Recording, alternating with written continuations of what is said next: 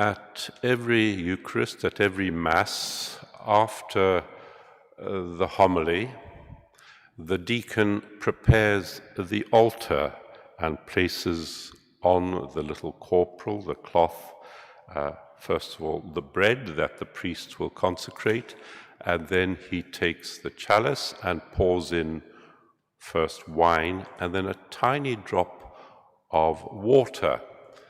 And as he does so, or the priest in the absence of a deacon, he says wonderful, beautiful words, but he says them silently.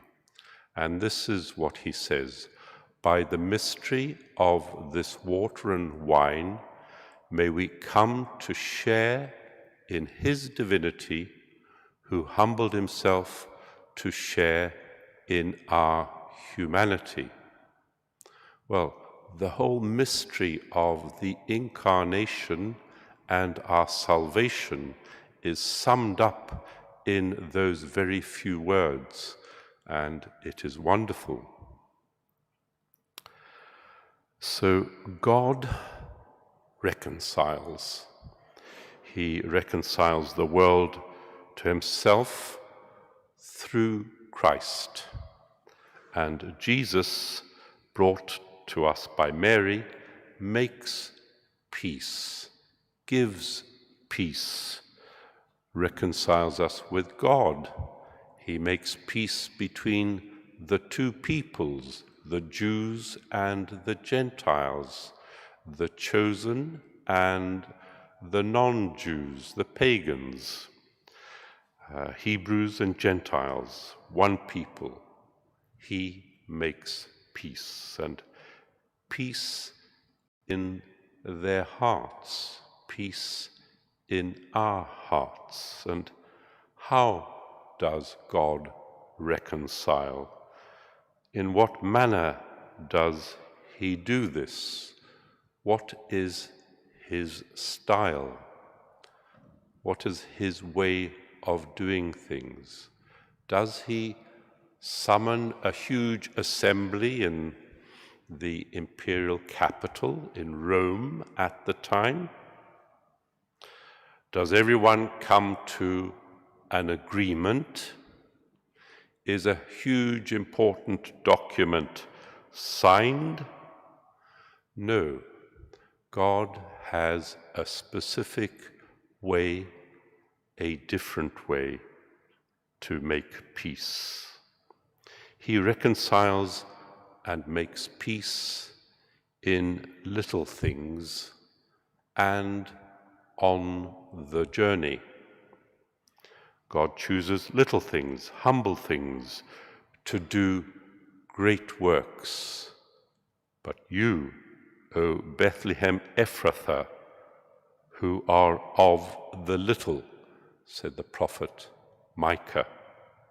In other words, you are so little, but you will be great, because your ruler will be born from you, and he will be peace.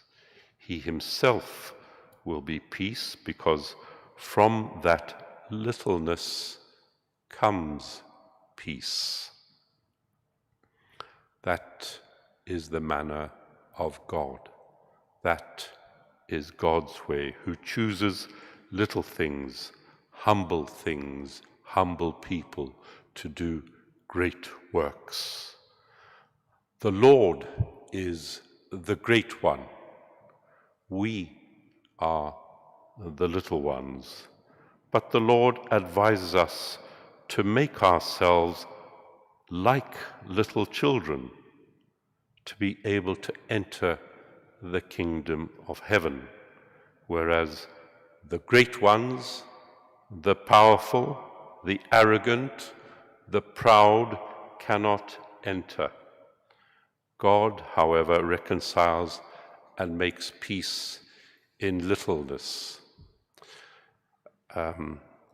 If any of you have ever had the privilege of going to the Holy Land and going to Bethlehem, the place where Jesus was born is identified with a little star, but to get into that space, you have to bend down and go through an entrance. And the writer Chesterton said, unless we can bend our neck, unless we can bow and even get on our knees, we will not believe. We will not believe that this little child is the creator of the universe. When the Big Bang happened, he was there with the Father and the Spirit, first creating the world and then sustaining it and then becoming part of it as a little infant in order to make things new, in order to reconcile ourselves with God, to restore our friendship with God, to save us from sin and death itself. The Lord does not want to make peace and reconcile with a magic wand. Boom, today, all's done. No, he journeys with humanity, with his people, and that was exemplified in the gospel that I've just read. The passage regarding the lineage of Jesus might seem a bit repetitious, one name after another. Somebody begot somebody else. It's just a list, and yet it's God's journey with us, God's journey amongst men and women, good and bad, saints and sinners, because on this list there are saints, but there are also some awful criminals in the parentage, the genealogy of Jesus. Thus, it's a list that contains even much sin. However, God is not afraid of sin. It's not a problem to him. He comes to take it away. He journeys with us. He walks with his people. And on this journey, he makes hope grow in his people, hope in the Messiah who is to come. This is the closeness of God. Moses said it to his people. Think about it. What nation has a God as close as ours? So this journeying in littleness with his people, this walking with the good and the bad, gives us our way of life. We know the way in which we must walk as Christians in order to make peace and reconcile, as Jesus did, the way of the Beatitudes. Blessed are those poor in spirit, the meek, etc. You know it well. And with the measure, and that will be the measure by which we will be judged. Remember, the homeless, those who are hungry, those who are in prison. I did it. You did it to me. Those 5 words. What you do to those who are in prison, who are hungry, who are thirsty, who are sick, you're doing to Jesus. So the people of Israel dream of being set free. They have this dream because it's been promised to them.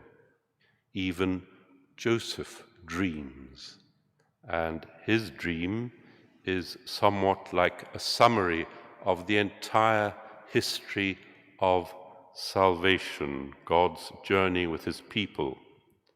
However, it's not only Joseph who dreams. God also dreams. God the Father has dreams, and he dreams beautiful things for his people. For each one of us, he has a beautiful dream. He is our Father, and as Father, he thinks and dreams of the best for his children. Let us thank him for all that he has given us in the best way of thanksgiving possible, the Holy Eucharist we're about to celebrate.